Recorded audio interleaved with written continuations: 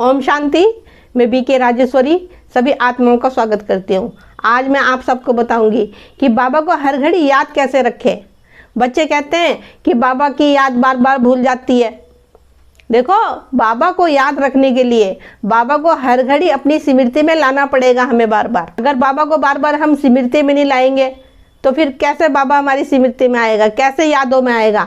क्योंकि हम लोग दिन भर काम काज करते हैं तो मन हमारा उधर लग जाता है और बाबा की याद निकल जाती है। लेकिन जब आप डेली धीरे धीरे प्रैक्टिस करोगे, कि कभी धीरे धीरे आप प्रैक्टिस करोगे, बार बार ज्ञान का मंथन करोगे।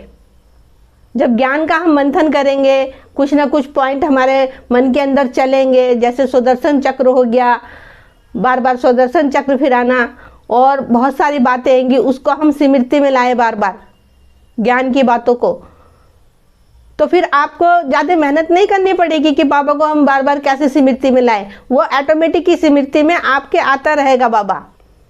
देखिए, इसके लिए आपको प्रैक्टिस करनी है और धैर्य रखना है। जितना बाबा को आप स्मृति में लाओगे उतने ही बाबा आपकी याद में रहेगा। चाहे फिर वो चलते फिरते हो, फिर चाहे हम कहीं भी हो, चाहे हम काम काज कर रहे हो, लेकिन इसके लिए आपको प्रैक्टिस करनी पड़ेगी। आपको पता है ये मन कितना चंचल है, जरा सी देर में कहीं और जरा सी देर में कहीं, तो फिर बाबा की याद निकल जाती है। लेकिन जब आप रोज़ रोज़ प्रैक्टिस करोगे इस बात की तो बाबा आपकी यादों में रहेगा। देखिए, इसके लिए आप योग करा करो और योग में बाबा से बातें करा करो, क्योंकि मन के अंदर जो व्यर्थ की बातें होती हैंगी, इधर उधर की बातें आती है, या कुछ पुरानी बातें हैं या कुछ पुराने जख्म हैं। देखो, बहुत सारी बातें हैंगी जीवन में और सबके अलग अलग हैंगी। जब हम योग करेंगे, एकाग्र होके बाबा को याद करेंगे, अपनी बुद्धि को हर टाइम हम परम धाम में रखेंगे, बाबा के पास रखेंगे, बाबा के ज्ञान में रखेंगे, तो क्यों नहीं बाबा की याद बनी रहेगी। मन तो इधर उधर की बातों में चला जाता है। कुछ देखा, कुछ सुना, कुछ ऐसी वैसी चीज़ पढ़ी, किसी से हमने बातचीत करी, बातें किस तरीके की हो रही है, तो बुद्धि तो उधर चली जाती हैगी हमारी, और बाबा हमारी स्मृति में रहता नहीं, बाबा की याद रहती नहीं। तो अपनी स्थिति को ऐसा बनाओ कि हम काम काज करते, किसी से बातचीत करते, सिर्फ एक याद उस बाबा की रहे। इसके लिए आप प्रैक्टिस करा करो, बाबा की गीत सुना करो, क्योंकि हर टाइम हम बैठ के भी योग नहीं कर सकते।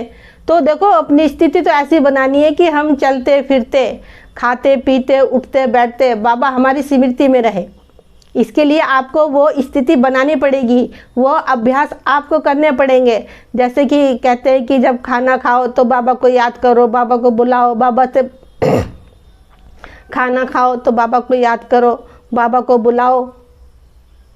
रात को सोते समय बाबा को सारा पौता मेल, मतलब जब रात को सोते हैं तो बाबा को पूरा अपनी दिनचर्या बताओ।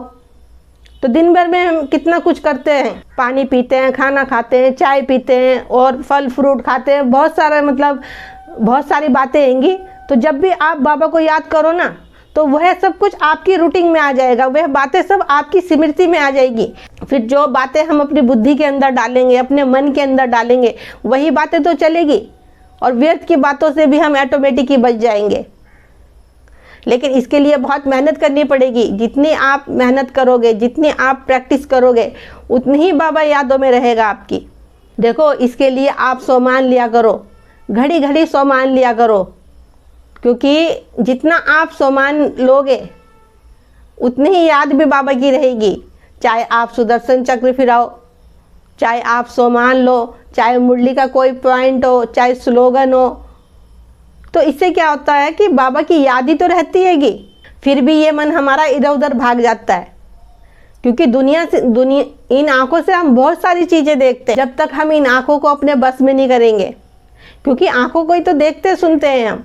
इसीलिए कहती हूँ मैं कि अच्छी चीज़ देखा करो, अच्छी चीज़ें पढ़ा करो, और अच्छों का संग रखा करो, क्योंकि जैसा हम देखते सुनते हैं वही हमारे मन के अंदर जाता है, और वही फिर विचार उत्पन्न करता है।